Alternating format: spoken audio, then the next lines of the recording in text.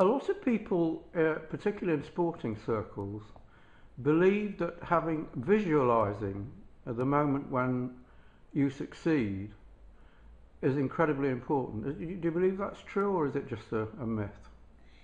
Well, it's the positive. I think you've got to stay very, very positive, and I suppose that visualising winning is a very positive thing. And yes, I do that quite a bit. Imagine winning these events, and yes, and it does. It keeps you feeling good, and you know, making you strive to get that feeling for reality.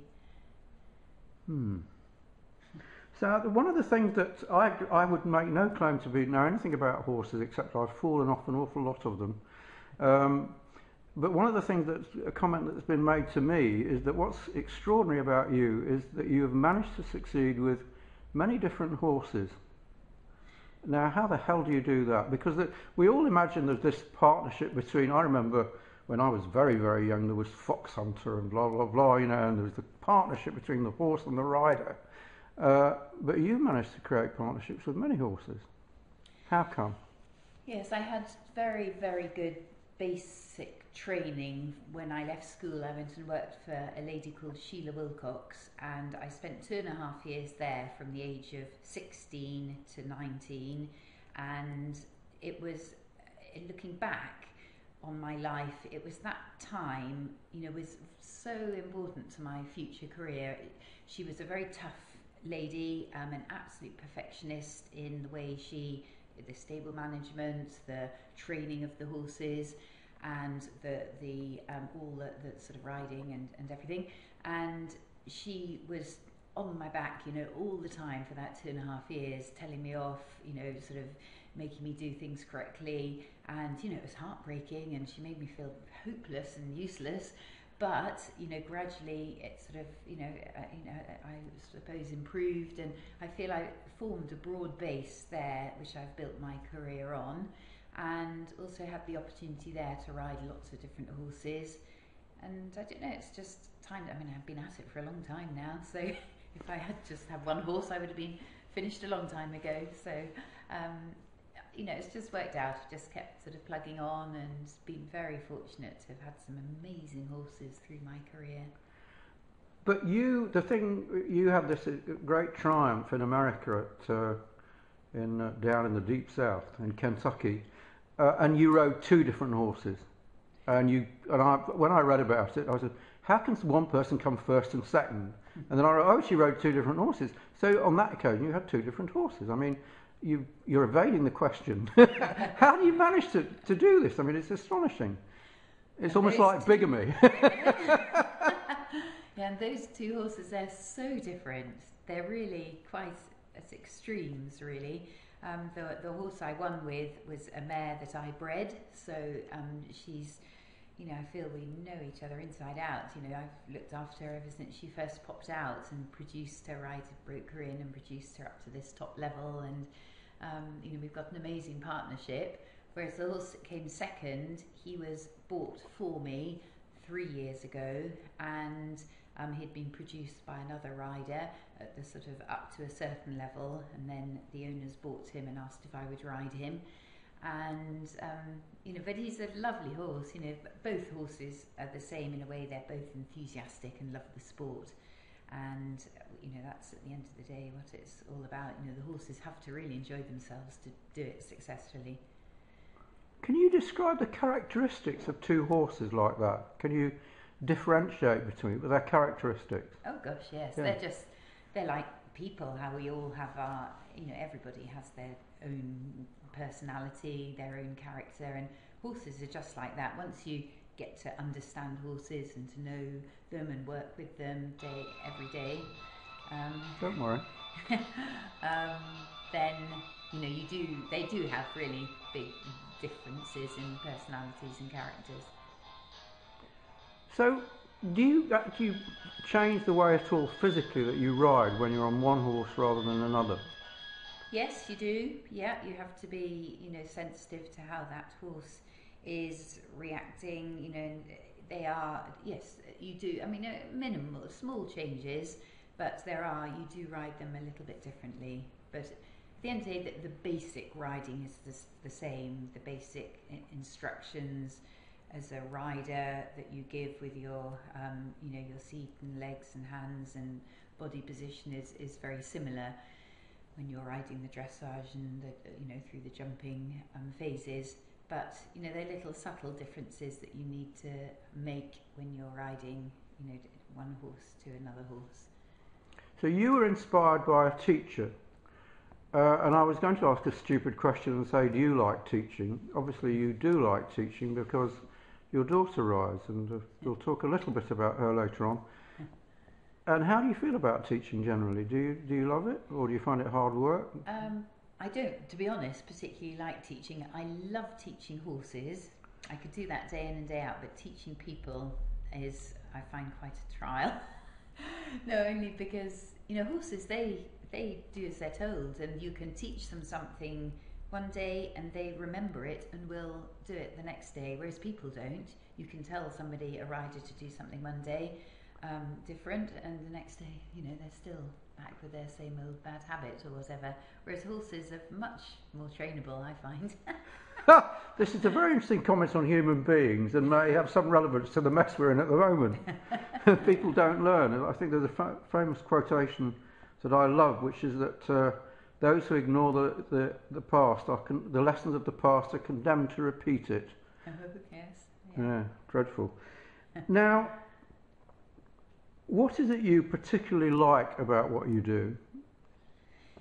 I love the big competitions. I think that's what keeps me going, is the competing at the top level. I get a real buzz from travelling to these major competitions, being part of the British team and all that sort of top level stuff, although it's ever so sort of exciting and nerve-wracking, but I don't know, I seem to sort of enjoy that challenge. But also the producing of the young horses is fascinating when you start with this young horse that has no idea what he's able to do with his body, and you gradually train him and teach him what he can do, and you can feel him progressing and becoming more trusting of you as the rider, and I find that very fascinating. Out of all the places that you've ridden, which events are the ones that you like most? Well, still, badminton horse trials is really special. I always say to people, it's like the cream of the cream. It's the major, I suppose, the prestige. It's an event that's been running for so many years, and to win badminton is just absolutely, I think the pinnacle of any rider's career.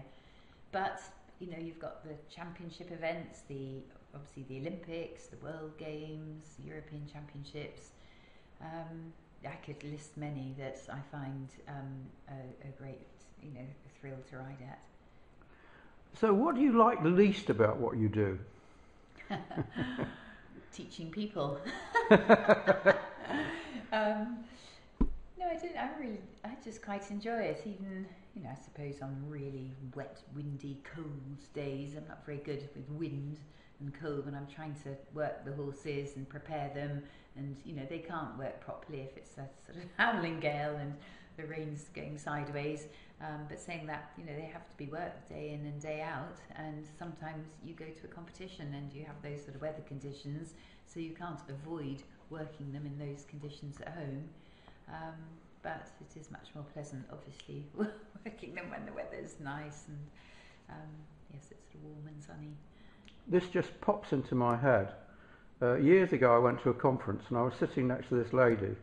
We got into conversation. Her name was Jilly Cooper, and she wrote this very, very funny book called Riders.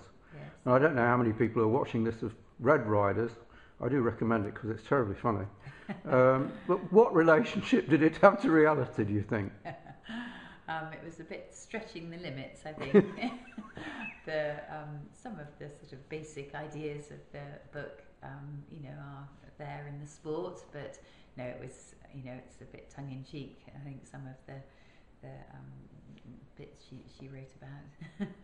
What about the relationship with the people you compete with?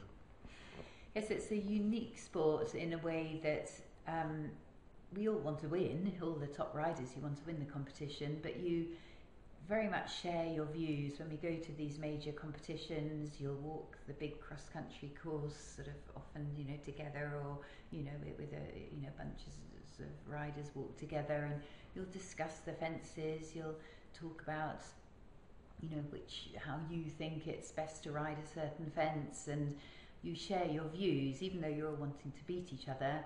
And also when, if you've ridden around, been one of the first riders to ride around a big cross-country course, and there are other riders waiting to go, and they come up and ask, how did the course ride, how was the water jump or something, you would automatically tell them, advise them on how it went for you and how for them to ride it. You wouldn't sort of think, well, actually, I jumped in on the left and the horse stumbled, so I think maybe there's a bit of a hole. So you don't then say to the rider, oh, jump in on the left, hoping they might fall over. You would say, oh no, jump in, maybe keep slightly right of centre, and you automatically will help, I suppose, because there is that element of danger. It is a dangerous sport, and none of us want each other or our horses to get hurt. And I suppose in a way we're all out to beat that course builder, course designer, and have that sort of thought. Over the years, who have you most admired? Well, as a young girl, it was Lucinda, Green as she's called now, Lucinda Palmer, as she was originally. She to me was, my sort of heroine, everything about her.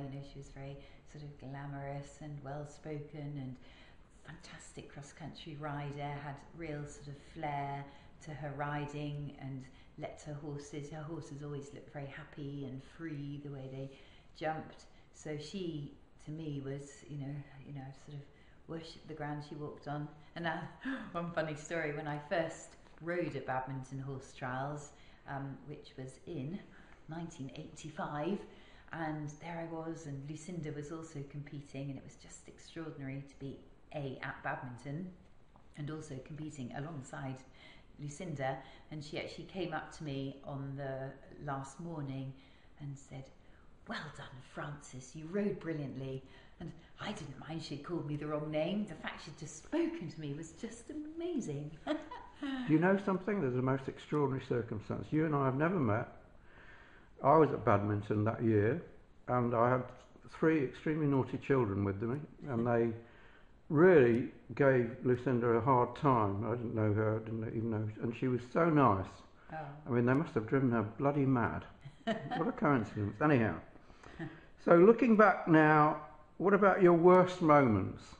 Your worst moments, the worst things that have ever happened to you?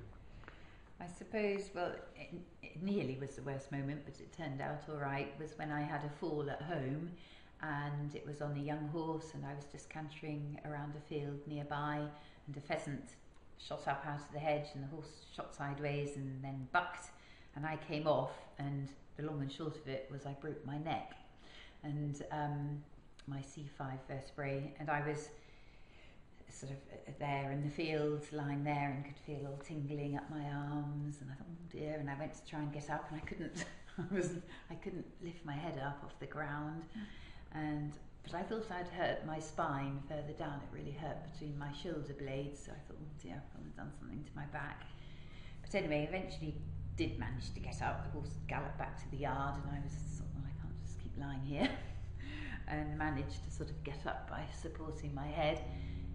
Anyway, it took a couple of weeks. Initially, they said I hadn't broken anything, and it was whiplash. But when I went back a couple of weeks later, the consultant looked actually at the original x-rays and said, oh, you've got a good broken neck. And I said, what? They told me it wasn't broken. And I said, my head had felt quite loose during those 2 weeks. Might sound a bit silly, but it had felt very unstable, and I'd been riding, and it just felt a bit sort of loose. And he was horrified that A, the fracture had been missed, and B, that I'd been riding, because he said, your neck is so weak, you've got the C5 is broken in half, you've got strained ligaments at the back, whiplash, and your head is unstable.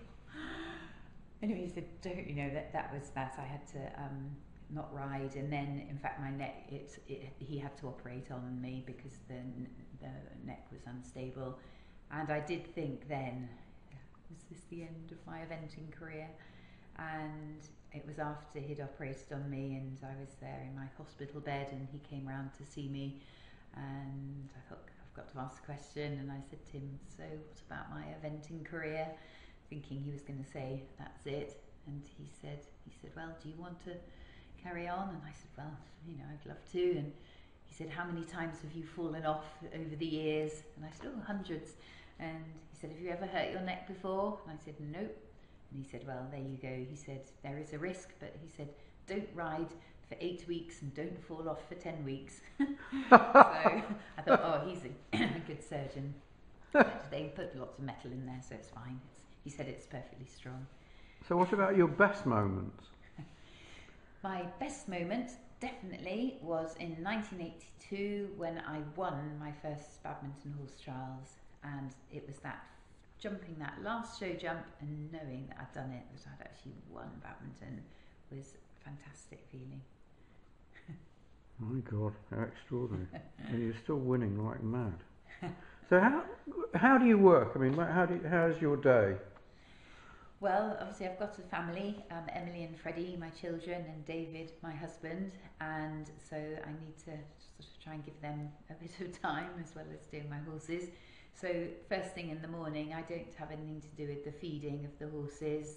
The girls come in, I sort of feed my family, and then take the children to their bus, the school bus, and then I come back and, well, usually I've got a bit of a breeding programme going on, got some mares and foals, and they're down in the valley near where the children catch the bus, so I usually go and check the foals and do what needs to be done with them.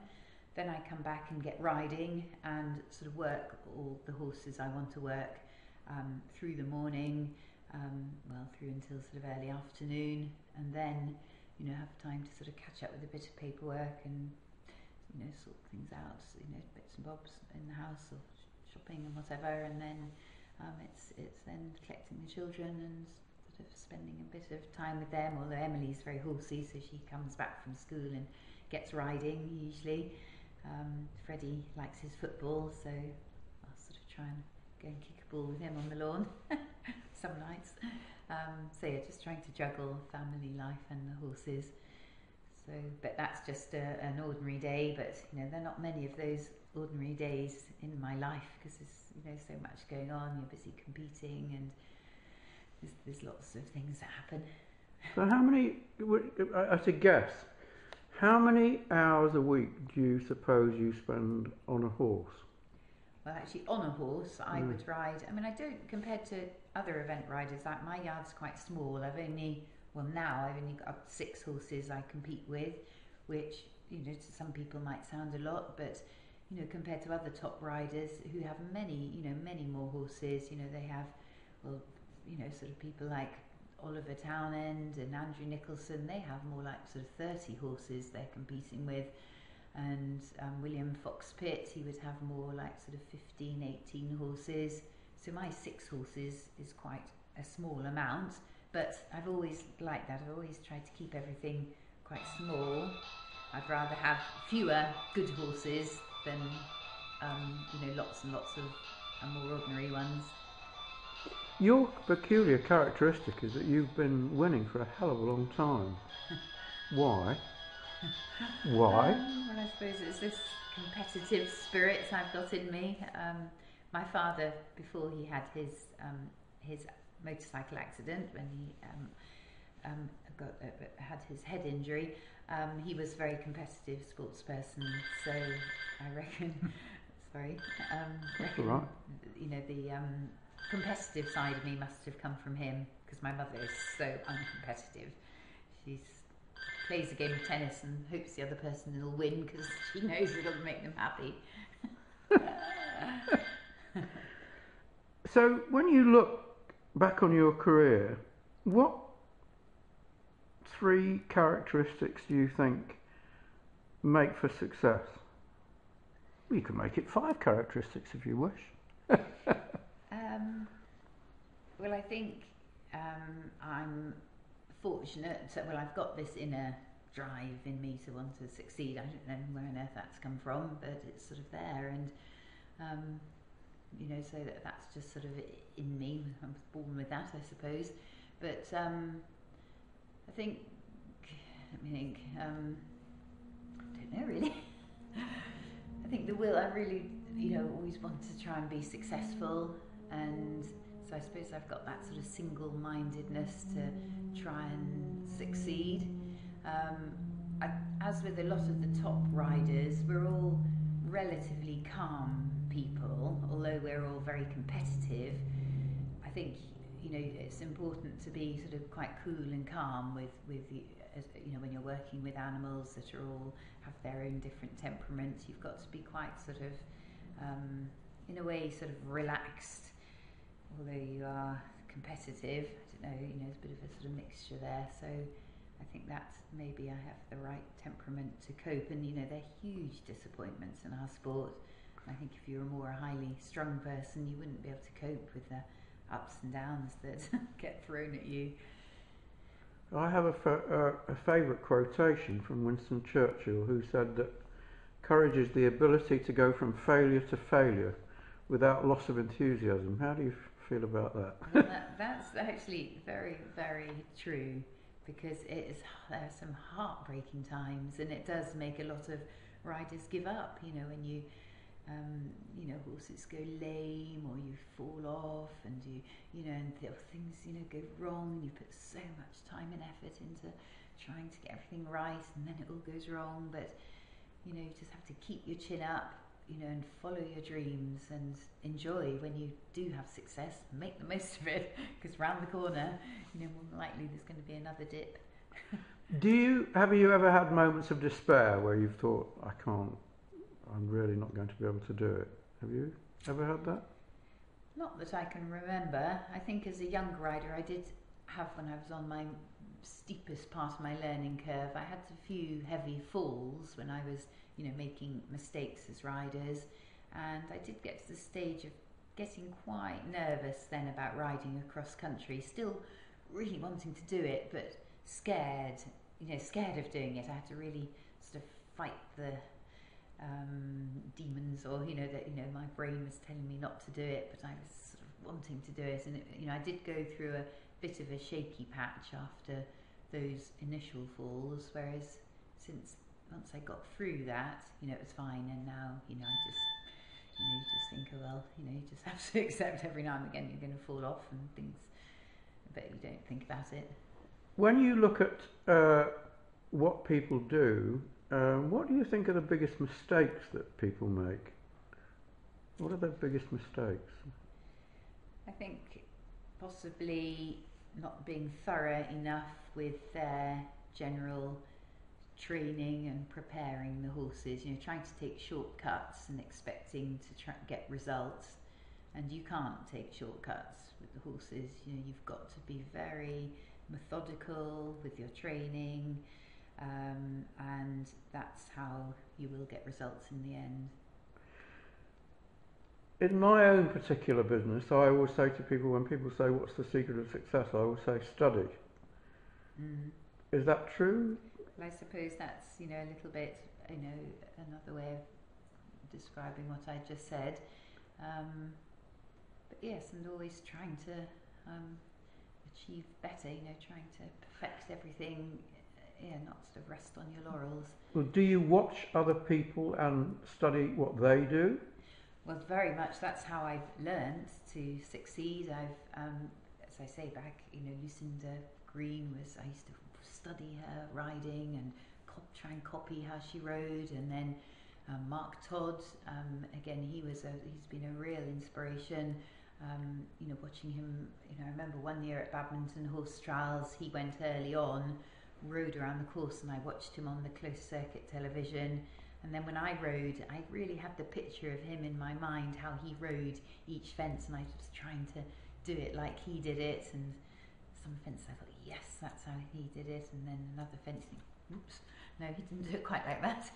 But yes, I've done a lot of copying of riders, and I mean, now William Fox-Pitt, he's a beautiful rider, soft and quiet and free, and yes, it's lovely to watch these riders and try and emulate how they ride. What about books? Have you read many books? Have you studied books, or has it been mostly through No, mostly through watching, really. I suppose as a child, read books and, yes, sort of learnt a lot through that, but latterly more by watching and copying. If you were starting out today, would you do anything differently? I think I would go. When I left school, I went to work for Sheila Wilcox, which was a fantastic, as I say, place to build a base to build my career on. But I think I maybe would, if I lived my life again, have gone on and maybe done some work in a pure show jumping yard and even maybe a pure dressage yard, to just get a little bit more good basic knowledge of those phases. I felt my show jumping wasn't so good early on in my career, and I think if I'd gone to a show jumping yard and just spent a bit of time there, that would have possibly helped. But no, I don't think I would have done. Who knows how your life's going to turn out? You just have to, follow what's thrown at you, really, and fate. I'm sure fate plays an important part. Have you had any great disappointments? Oh, huge! Yeah, lots of disappointments. Yes, I've fallen off at the first fence again, I keep mentioning Badminton horse trials, but had done a very good test one year with Star Appeal, and I fell off at the first cross-country fence.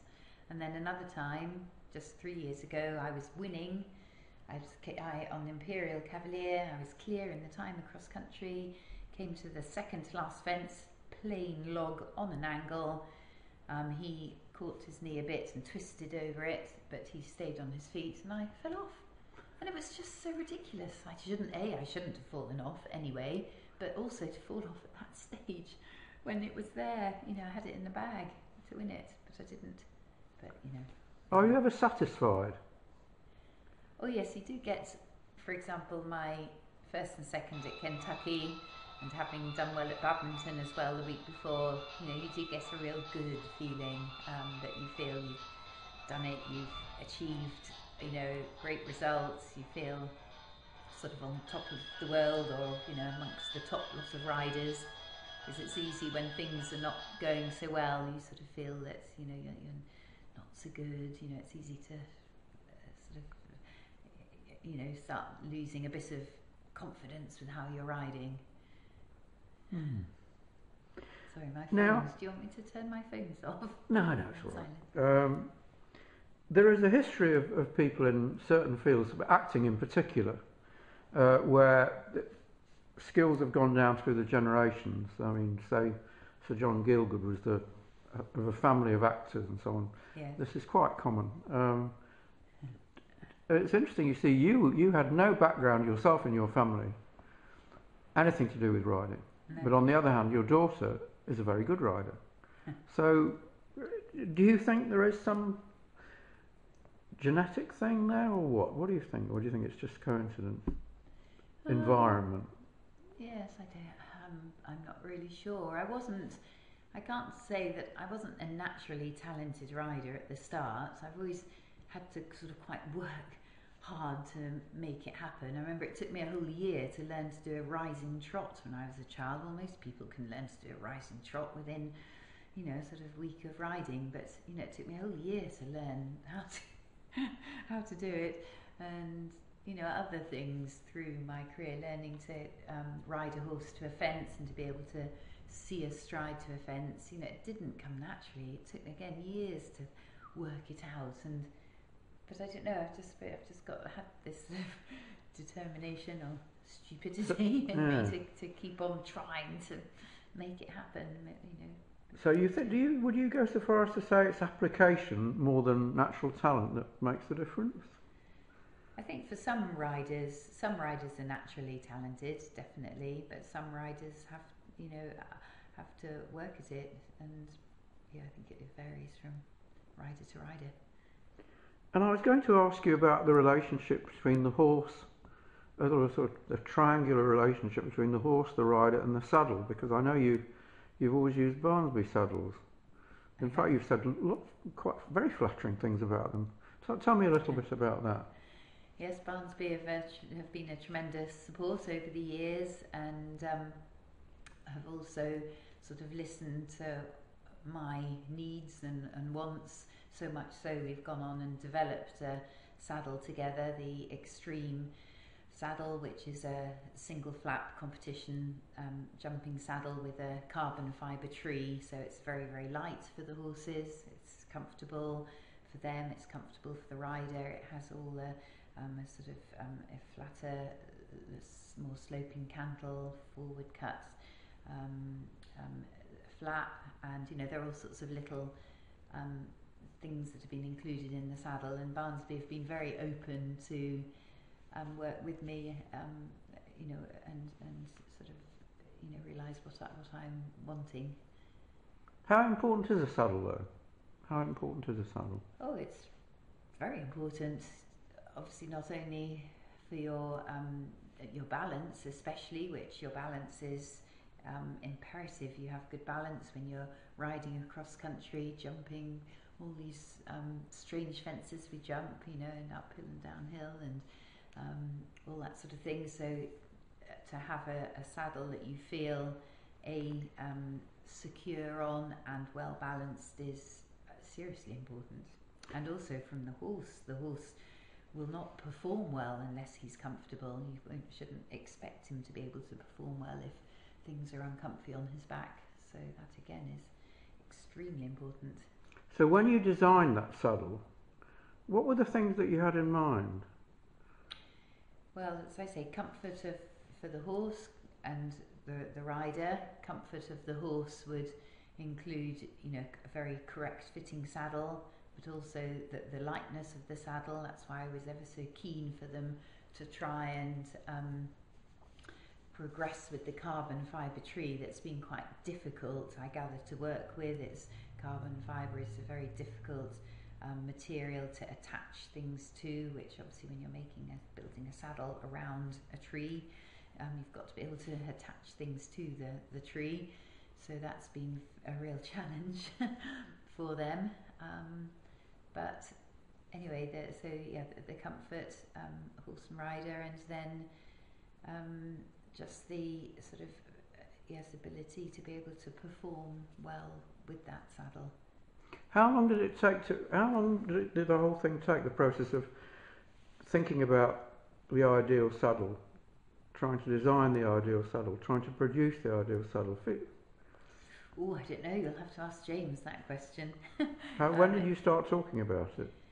Oh, it was quite a few years ago. Well, I think James came to me and said he'd like to, you know, work with me to try and become, you know, they're a very traditional saddlery company, and there were other companies that were progressing with these sort of single flap saddles and things that Barnsby hadn't progressed sort of into, and I think they James realised he needed to become, you know, keep up with the times, and so decided to, you know, take it on board and to try and get a saddle. So it really took years? Yes, definitely. From the moment you started talking about it until you finally produced something that you were happy with? Yes, that's right. You know, obviously went through many sort of prototypes and had to do quite a few tweaks and changes to the very initial saddle that they produced. But no, now, you know, I've got a saddle as I wouldn't want to ride in anything else now. Well, thank you very much.